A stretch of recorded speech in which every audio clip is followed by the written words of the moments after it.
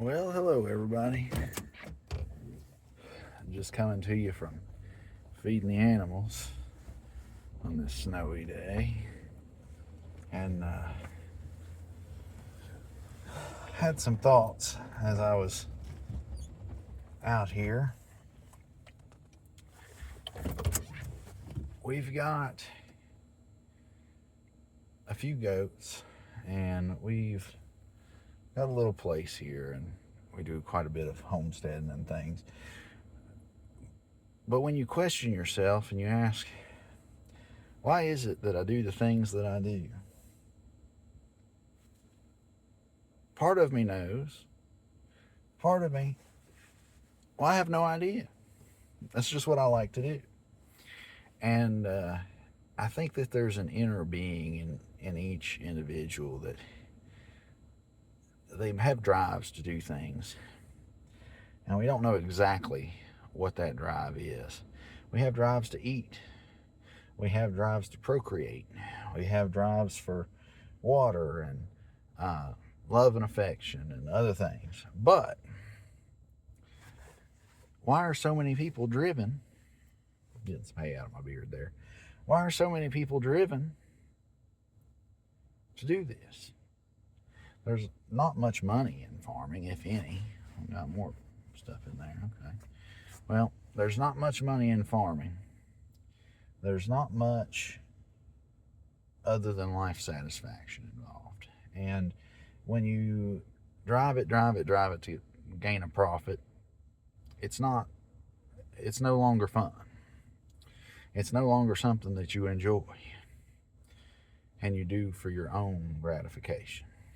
But anyway, I'm trying to balance things in my life now, and my wife's getting ready to have a little daughter, and we're trying real hard, and we're gonna try to give her the best life we can, and we're doing everything we can. But you have to wonder, what is it that I need to do with my time? If you're working all the time, like I am, you get burnt out on things. You get burnt out on life altogether. And you just want to relax, and you want to spend time with your people. And that's what it's about. So it's not about money. But I would argue that if you're living so hand to mouth, for most of the time it's for things here in America. We do it for things. So I'm working my butt off for nice things. And it's a never-ending cycle. There's always going to be the nicer thing. There's always going to be X, Y, or Z, which can make things easier or better for you. And I fall into the trap of, I try to buy things that make my life easier. So I buy a bunch of tools. I buy, I build buildings. So I buy construction materials so I can build a building that makes my life easier. So I've got hay under a tarp, and I'm having to get under that tarp, get the hay out. Some of the hay is getting ruined because water inevitably is getting in there. And then I'm having to carry that over to the goats. Well, I need to build a barn in my mind. And I'm going to at some point. But I've decided to build it out of materials in my forest. Well, in order to do that, looks like I might need a sawmill. But I'm going to try to just do it without it and build it out of sticks, basically. But my point is there's always the next best thing. There's always another thing you need or want that will make your life easier or make it better in some way perceived by you. The best thing you can do is try to avoid the pitfalls of thinking you need those things. And the less you need, the better off you are. And so, in this whole homesteading, farming thing I'm trying to do here, a little bit of both,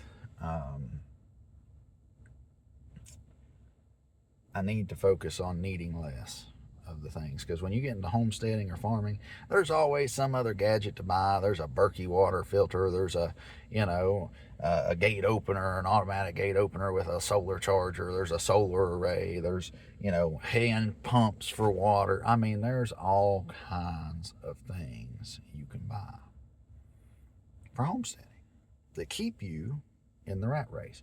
Well, the point of homesteading is to get out of the rat race. So I've been grappling with this for a while because I continue to dump money into this real estate and these ideas of homesteading and tools, just to find that I'm not really any better off than if I weren't homesteading. So what I need to do is focus on growing things and doing things that make me better off. And so if you, like me, if you're watching this and you want to get back to the land or in tune with nature, I like just sitting out here and looking at the mountains and looking at the goats fighting over their food. That's what I'm looking at right now. I'm talking to you guys. Just, you got to do what you like. And that's what I like doing. I like being out here and observing God's creation. And like being a part of it. And so that's, that's what my goal was. And my goal was for more self-sufficiency for my family. And the more self-sufficient I become, the more dependent on consumable goods that I have to purchase. You have to buy twine for your balers. You need a baler to bale hay for your goats. You need all this stuff. Then you need a barn. Then you need a tractor. Then you need, it just, the list goes on. Then you need a sawmill to build your barn. Then you need a hay elevator to get your hay to the top of your barn. Take it from me and do the best you can where you're at with what you've got. Try to improve slowly and try not to fall into the same trap as me and trying to buy these things that I may or may not need, but I want them. Oh, I want them, but I need to realize that, sometimes things are harder, and that's okay. That's okay. But I don't go out and buy superfluous things. I don't go and buy random things that I don't think will make my life easier. Every purchase I make is with the goal of trying to make my life easier and to provide for my family. And so when you think about it like that, you think about it like it's an investment. It's not, unless it's a true investment. You go buy your rental property, do it all cash. That's an investment. You go buy a hay baler, most of the time, if you're a homesteader, that's not much of an investment. So with these goats, for example, just to tell you how far overboard I went, I've got 12 acres here for goats if I want to fence it in and let them roam around. Well, my concern is getting them over the winter. Well, I bought another tract of land, 39, almost 40 acres, with 10-acre hayfield on it. I bought a baler. I bought a big tractor. I bought a rake. I bought a sickle bar mower. I bought all these things. Not once have I cut my own hay on that land. Now, I've had deals with people to split hay, and they use my equipment sometimes to do things. So it's worked out, kind of.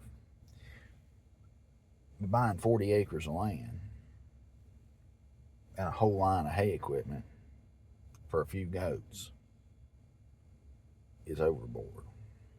It's too much. It's just too much to deal with. But I wanted to raise them all off my own land. Well, really, if you just keep a few of them over the winter time, just enough for them to reproduce and do what they need to do, you keep your breeding stock, you can probably cut most of that hay by hand with a scythe and put it up. If you keep, let's say, a handful of goats over the winter. If not, you can probably buy hay bales pretty cheap. But your goal is to get away from relying on other people. Okay, well, if I have a baler and a tractor and all these things to cut hay for these goats, for this handful of goats, guess what else I have to do? I have to buy tractor parts. I have to buy diesel.